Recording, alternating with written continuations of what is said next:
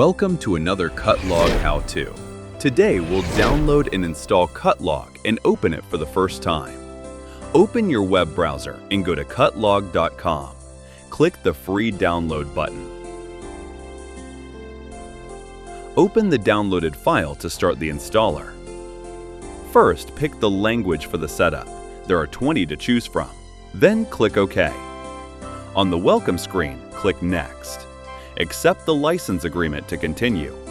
Leave the folder as it is and click Install. Give it a moment while CutLog installs. When it's finished, keep Run CutLog ticked and click Finish. CutLog opens. This is your main screen, your home base. It starts as a free trial, so you can try everything right away. You add your license later. We cover that in another video. That's it. CutLog is installed and ready.